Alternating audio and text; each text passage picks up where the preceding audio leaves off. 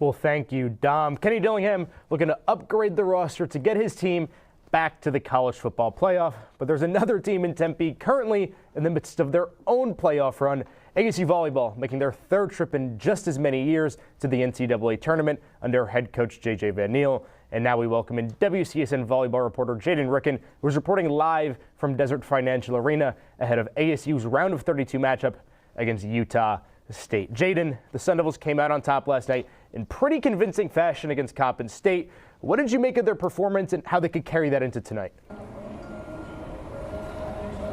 Well, it was a great performance for the Sun Devils. They started off in a blitz in set number one, and then from there, they didn't let off the gas. This was a team that wanted this. They want to go all the way this year, and we saw such a consistent performance from the team. The kills were there, the digs, and the defense with their blocks, of course, was there as always. This was one of the best games for every spot on the floor. This was really a very large team effort, and everybody did their part for ASU. So many great signs from last night's game. I have no doubt they can't carry most of that into tonight's matchup.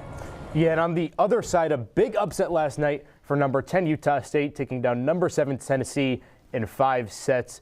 Jaden, is this a Cinderella run or are the Aggies legit?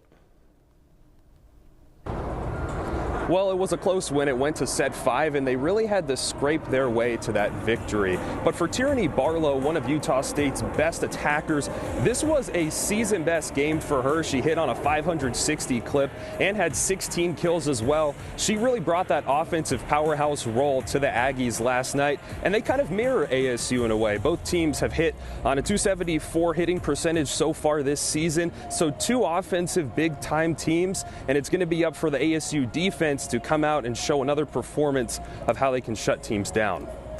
Yeah, and last season, ASU was on a pretty similar trajectory, an outright Big 12 championship, and would go on to be upset by Texas A&M just after that. So how could the Sun Devils kind of avoid repeating that same history? Well, Justin, they already started making the right steps, and that happened in the offseason when ASU really utilized the transfer portal, picking up two of the best college volleyball players in the country in Noemi Glover and Colby Neal. Glover's come in, she's worked with Bailey Miller, and they've brought back that notable signature offense that was what was so good about last season. But the difference maker, the X factor, is really Colby Neal. She's been the one to push this team over the edge into that next level.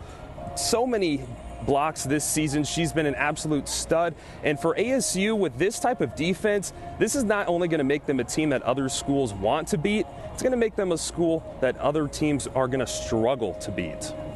Well, thank you, Jaden, for your insight. We look forward to your coverage out at Desert Financial Arena. The Sun Devils with a chance to make it third time's a charm in the NCAA tournament.